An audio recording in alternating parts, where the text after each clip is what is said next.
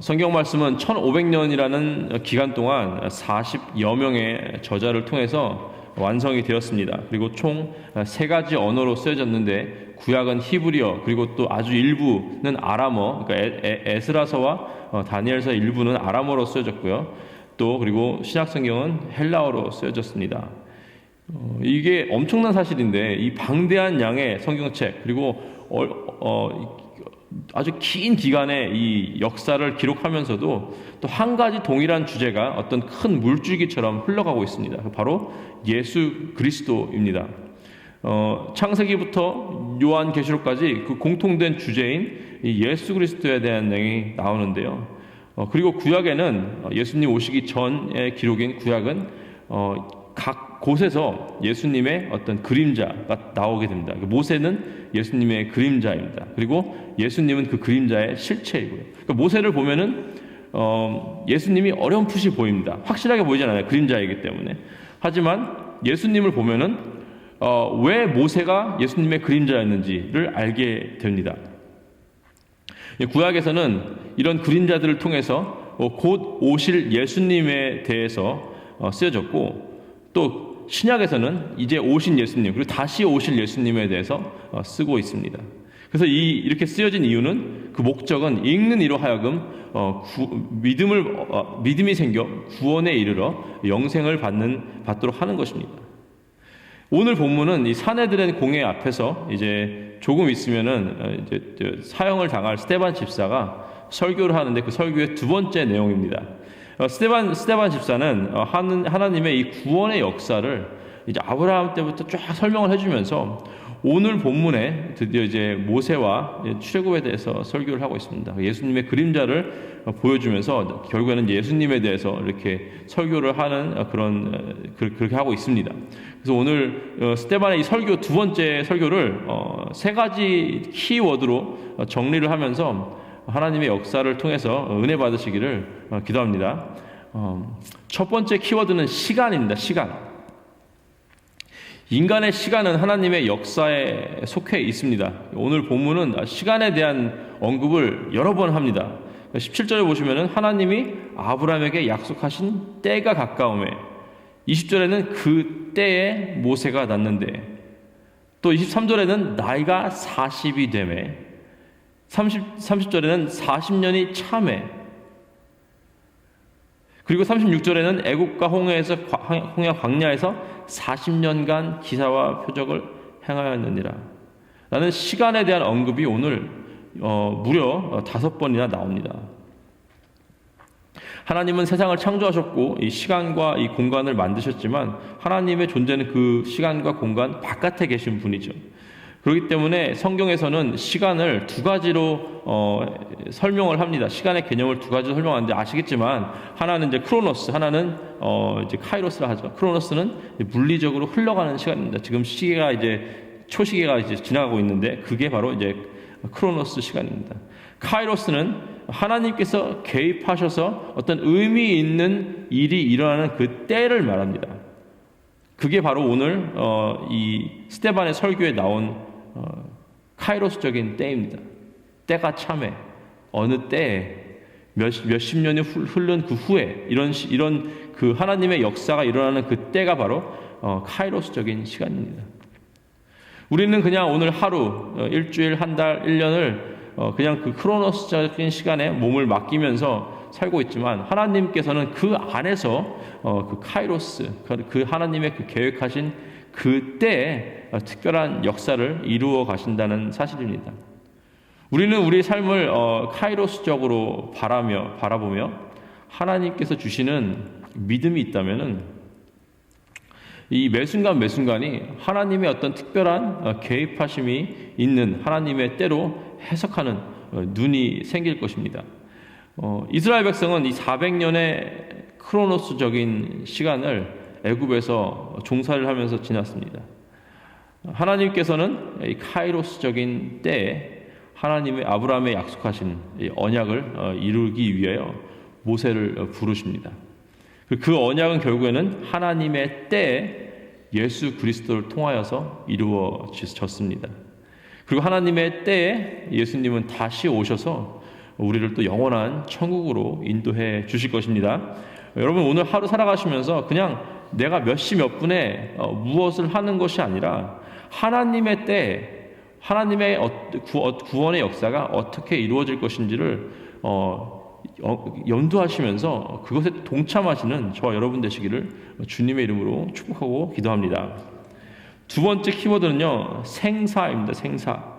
인간의 생사는 하나님의 이 계획 속에 있습니다. 인간의 역사는 이 생사의 기록이죠. 사람이 언제 태어났고 언제 죽고 이거를 반복하는 수천 년 동안 반복하면서 오늘날까지 왔습니다.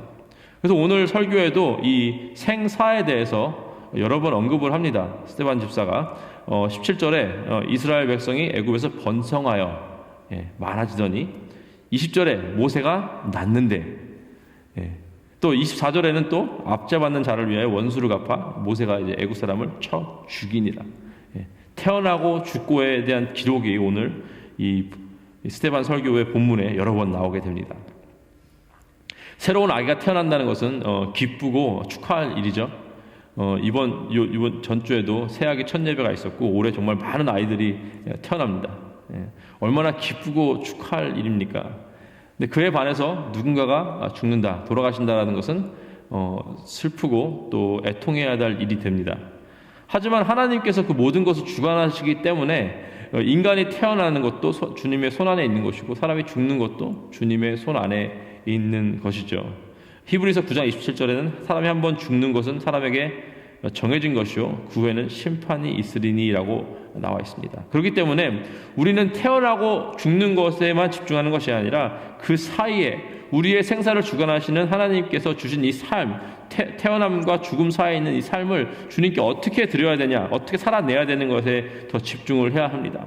하나님의 때, 하나님의 계획 속에 태어난 이 모세는 하나님께서 주신 삶을 살아내었습니다. 물론 그렇게 하지 못했던 긴 시간도 있었고 부족하고 연약했던 시간도 있었습니다. 하지만 결국에는 그 모세는 하나님의 그 계획 속에서 하나님께서 주신 삶을 하나님께 살아냈습니다. 그리고 하나님의 때 하나님의 계획 속에서 태어나신 예수님도 이 죄 없는 삶을, 죄 없으신 삶을 이 땅 가운데 살아내셨고 또 하나님의 때 하나님의 계획 속에서 우리를 구원하시기 위한 죽음을 죽으셨습니다. 그리고 또 부활하셨습니다. 우리가 태어나는 순간과 죽는 순간은 잠시입니다. 우리가 태어나는 순간 기억도 안 나죠. 죽는 순간도 아주 잠시일 것입니다. 하지만 그 사이를 메꾸는 우리의 삶이 정말 아름답게 주님의 계획대로 주님의 뜻 안에서 하나님께 살아드리는 그런 삶이 되기를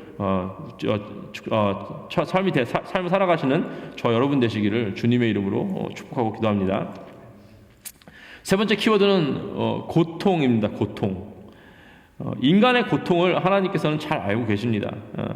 이 세상은 제가 우리 중고등부 아이들 설교할 때 자주 언급하는 말인데 We're living in a broken world filled with broken people.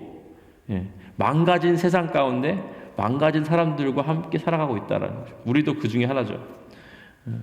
19절에 보시면 이렇게 나와 있습니다. 그가 우리 족속의 교활한 방법을 써서, 바로가 우리 족속의 교활한 방법을 써서 조상들 괴롭게 하여 그 어린아이들을 내버려 살지 못하게 하려 할세.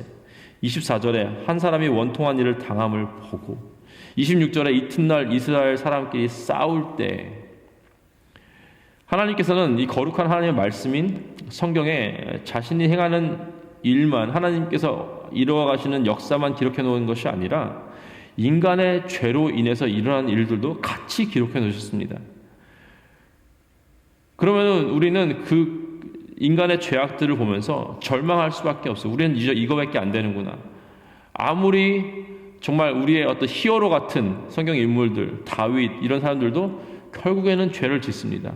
이런 것을 보면은 절망할 수밖에 없어요. 인간은 이 정도밖에 안 되는구나. 하지만 도저히 해결할 수 없는 이 죄의 문제를 우리 주 예수 그리스도를 통해서 직접 하나님께서 해결해 주셨습니다. 34절에 이렇게 나와 있습니다. 34절에는 내 백성이 애굽에서 괴로움 받음을 내가 확실히 보고 그 탄식하는 소리를 듣고 그들을 구원하려고 내려왔노니 라고 나와 있습니다. 인간의 고난과 고통을 보신다는 것입니다. 그리고 우리의 신음소리를 들으신다는 것입니다. 그리고 그냥 냅두는 것이 아니라 그 문제를, 고통의 문제를 해결하려고 직접 오셨다는 것입니다. 예수님께서 이 땅에 오신 것도 바로 이 망가져버린 이 땅 가운데 사는 인간들의 고통을 보시고 그 영혼 깊숙이 나오는 그 신음소리를 들으시고 우리를 구원해 주시려고 내려오신 것임을 믿으시길 바랍니다. 오늘 이제 세 가지 키워드로 좀 정리를 해봤는데요. 시간과 생사와 고통, 이런 세 가지 키워드로 본문을 좀 이렇게 설명을 해봤습니다. 여러분의 시간, 우리의 시간은 그냥 똑같이 매 초마다 흘러가는 것 같지만 하나님의 역사가 그 가운데 있다는 사실을 기억하시기 바랍니다. 우리 생사를 주관하시는 주님 앞에 오늘 그 생과 사 사이에 있는 우리의 삶을 주님께 기쁘게, 주님께서 기쁘시게 우리가 살아드려야 함도 또 기억하시기 바랍니다. 아무리 우리 삶이 고통의 연속이다 하더라도 우리를 보고 계시고 우리의 신음소리를 들으시는 우리 하나님께서 우리 주 예수 그리스도를 통하여서 이루신 그 구원을 오늘도 우리에게 확정시켜 주시고 우리가 끝까지 함께 해주시고 우리 그 다시 오시는 그날까지, 그때까지 우리를 인도하심을 믿으시고 주님께 의지하며 살아가시기를 주님의 이름으로 축복하고 기도합니다. 기도하시겠습니다. 하나님 감사합니다. 하나님 오늘 주님께 이렇게 말씀으로 나아갑니다. 하나님 우리의 시간이 그저 물리적인 시간이 아니라 하나님의 때로 가득 찬 시간 될 수 있도록 하나님 인도하여 주시옵소서. 그저 그냥 흘러가는 시간에 몸을 맡기며 어떤 사로 인해서 가는, 사로 향해서 가는 그런 삶이 아니라 매 순간 하나님의 때임을 기억하며 하나님께 기쁘게 살아드리는 그런 귀한 삶 살 수 있게 하여 주시옵소서. 하나님 우리가 이 브로큰 세상에 살고 있지만, 망가져버린 세상에 살고 있지만 하나님 우리의 고통을 보시고 우리의 신음소리를 들으시고 직접 오셔서 개입하시는 주님을 의지하며 오늘 하루 살아가게 하여 주시옵소서. 감사하며 우리 주 예수 그리스도의 이름으로 기도했습니다. 아멘.